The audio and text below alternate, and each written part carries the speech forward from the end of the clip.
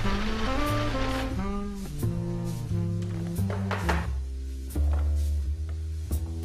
morning, Jim. Hey, Mark. What you making? I'm making some brown rice flour. And what we're doing is we're going to make some brown rice flour and vermiculite cakes for growing mushrooms. Awesome.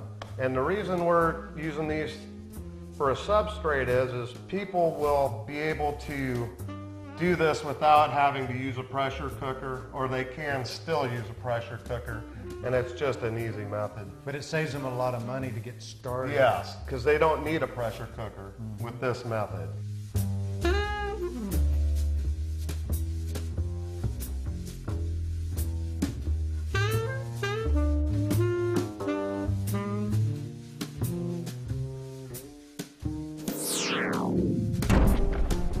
We're going to use 2 cups of vermiculite.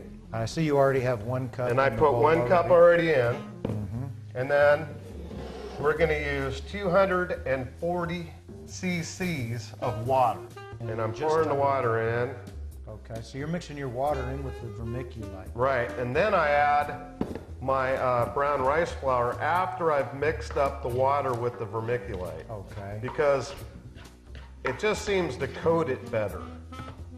And you just mix up the water with your verm real nice, and you get it moist, and you just mix it around a little bit. And this will make 5 half-pint jars worth of substrate. Okay. So, just mixing it up good. Now that I have the vermiculite and the water pretty well mixed up, and I have a nice, moist vermiculite, I'm gonna go ahead and add the 1 cup of brown rice flour. Okay. So I just spread it around in the bowl. And then we mix that in really good. And what it'll do, Mark, is it'll make it a real light, fluffy substrate. And we'll get it mixed in really, really good so that the flour is coating all of the verm. And verm is a nickname for vermiculite. We have our vermiculite and our brown rice flour really well mixed. And it's really fluffy and airy, and it's got really nice moisture content. You can see that it's damp. So what we want to do is start filling our jars.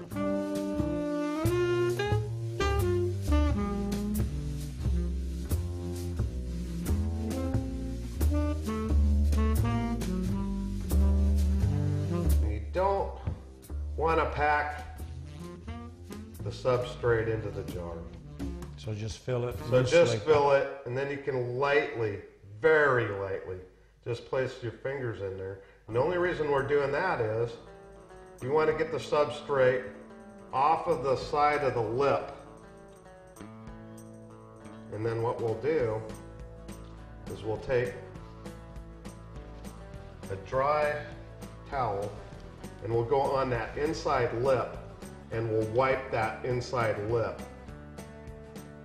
And what that does is it gets the moisture off the inside of the jar. And a lot of people get contaminations because they don't do this. And when you dry this lip like I'm doing right here with this towel and dry it off and get all that moisture off that lip, you got a nice clean. Right. Nice. So contaminants won't be able to colonize Yeah, down that the layer. contaminants won't be able to go down the side of the jar and in. So what are you going to top it off with? And so what I'm going to do now, I got some dry vermiculite. And we're just going to very lightly put it in here. Then you just sort of tap it slightly, not hard. So you're just leveling it off. You're not pushing down at all. Right. And then what we're going to do is we're going to take the jar lid, which has 4 holes punched in it, and the holes are punched in it for your inoculation points. And you're going to put the lid over the top. And I see you use rubber side up. And what you do, you can either use masking tape and put over the holes, Or you can use microspore tape, like this, and put that on. The micropore tape is the medical. It's a medical tape.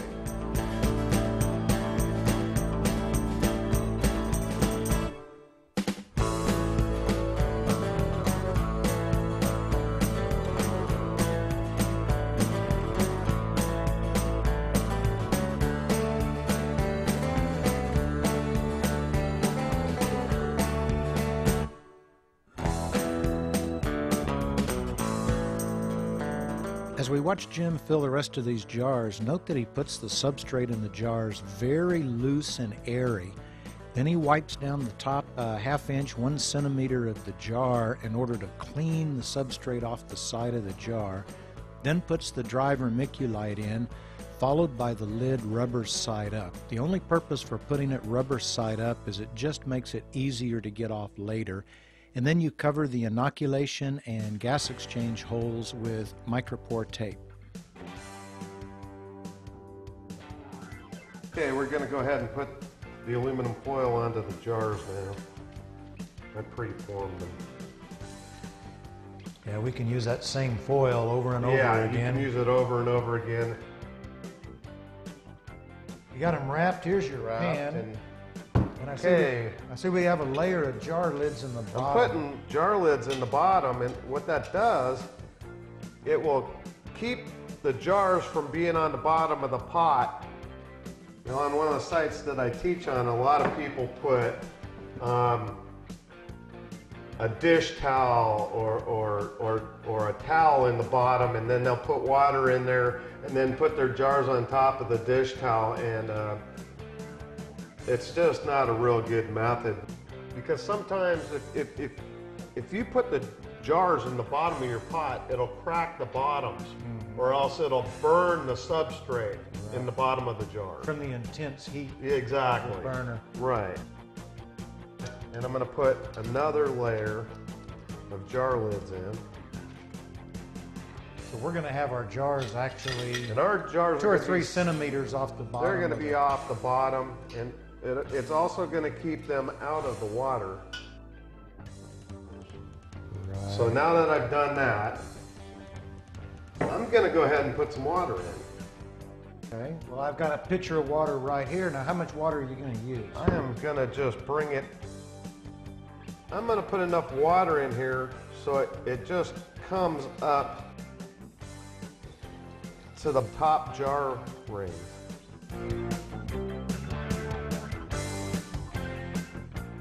The important thing to remember here is the jars are completely out of the water, and that's a really good idea. The steam is going to sterilize them because we'll have a fairly tight-fitting lid. So get imaginative, use whatever you have around the house. We used extra jar lids because most mushroom growers have an abundance of jars anyway. If you have a vegetable steamer, I've seen people use a layer of rocks, several layers of aluminum foil, just whatever you have, but try to elevate your jars completely out of the water, and that will prevent the water when it boils from splashing up under the foil and then dripping down through your holes and ruining the moisture content of your substrate.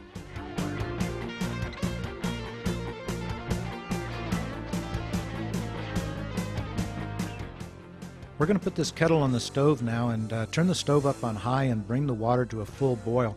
Once it boils, go ahead and reduce the stove setting because otherwise it'll just boil your kettle dry.